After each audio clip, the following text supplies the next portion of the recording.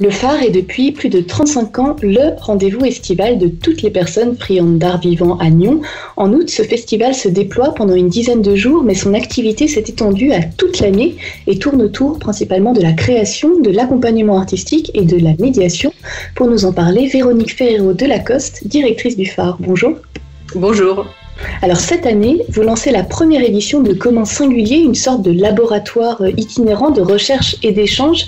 Cette envie de réfléchir au mode de fonctionnement des arts vivants, elle n'est pas nouvelle. Est-ce que la crise sanitaire, économique due au coronavirus vous a donné l'opportunité, l'élan peut-être d'aller plus loin dans ce projet ? Oui, c'est tout à fait ça. Le phare est en effet quelque chose qui existe plutôt jusqu'à maintenant par un moment fort qui est ce festival au mois d'août, mais qui déjà se déployait par différents types d'actions et de rendez-vous tout au long de l'année. Pendant le printemps et la période de semi-confinement, nous nous sommes posé beaucoup de questions sur la faisabilité d'une telle édition comme d'habitude en août. Assez rapidement, nous devions prendre des décisions, faire des choix pour aller de l'avant et au vu des inconnus et des incertitudes qu'il y avait encore au mois d'avril ou au début du mois de mai, nous avons décidé, plutôt que de renoncer et d'annuler, de profiter de cette période pour poursuivre cette recherche, ces questionnements sur la façon d'exister des arts vivants aujourd'hui. Donc voilà, c'est en effet cette situation qui nous a donné une sorte d'accélérateur pour renforcer, consolider et aller plus loin dans ces questionnements sur comment aujourd'hui l'art pouvait exister dans la société, comment le moment du partage, de la rencontre pouvait se vivre. Et pourquoi est-ce que c'est si important à vos yeux d'initier cette réflexion en commun, de l'ouvrir à toutes et à tous, au public, donc à des gens qui ne sont pas forcément professionnels et sur des territoires aussi divers et variés ?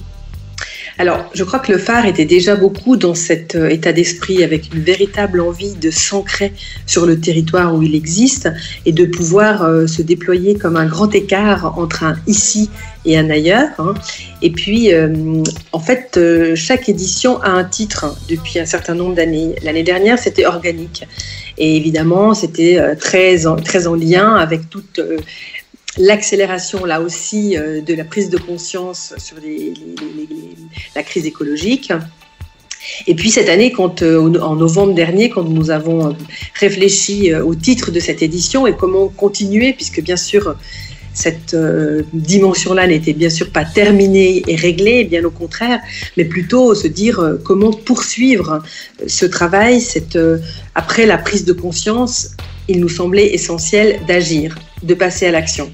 Mais agir aujourd'hui pour pouvoir, on pense, avoir un impact et que quelque chose change vraiment, il s'agit d'agir ensemble. De là, l'arrivée du titre « Commun Singulier », qui pour nous évoque vraiment toute la force, tout le potentiel qu'il y a dans un commun, dans l'être ensemble, de faire évoluer, de faire changer les habitudes et aller vers cette transition.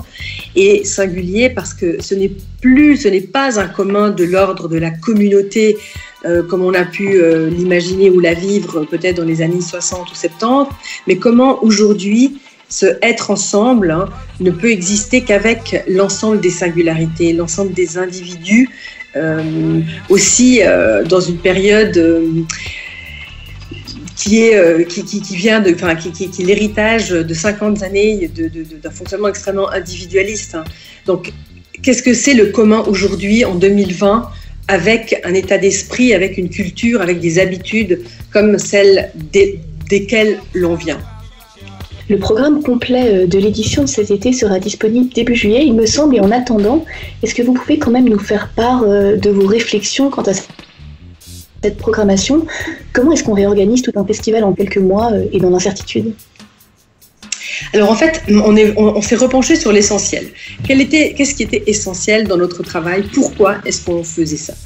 Et on le fait parce qu'on est persuadé que l'art, l'existence de l'art et des arts vivants plus particulièrement pour nous, est absolument nécessaire et indispensable dans toute société. Que le travail des artistes est quelque chose qui nous passionne.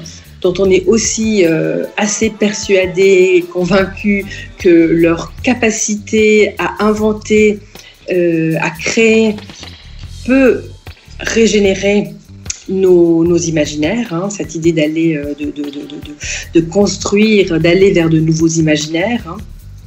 Donc, en se focalisant sur ces données-là, et avec les artistes qui étaient prévus sur cette édition 2020, hein, on a réfléchi à comment leurs projets pouvaient exister, non pas en les conditionnant, en les transformant pour qu'à tout prix ils puissent advenir, mais plutôt à partir de leurs spécificités propres.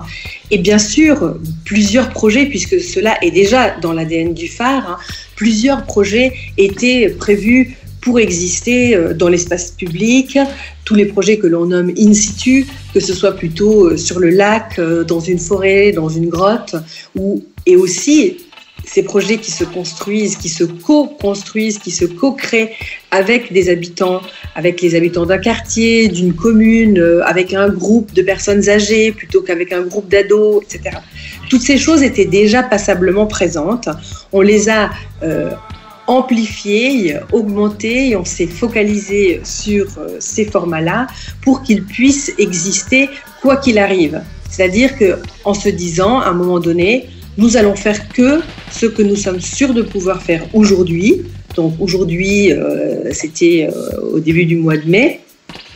Que ce soit pour 5 personnes, avec 4 mètres de distance entre nous ou pas. Enfin, on avait décidé de pouvoir comme tenter de se dégager, de se distancier de cette dépendance, hein, dans laquelle nous étions rentrés au vu des incertitudes et des inconnus face à nos pratiques.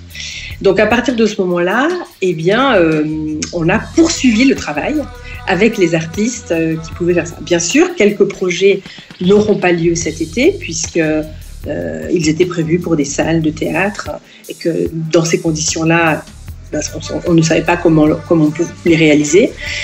Mais du coup, on s'est dit, faisons peut-être moins de projets. Il y en a finalement une dizaine plutôt qu'une vingtaine prévus, mais donnons-leur une autre temporalité.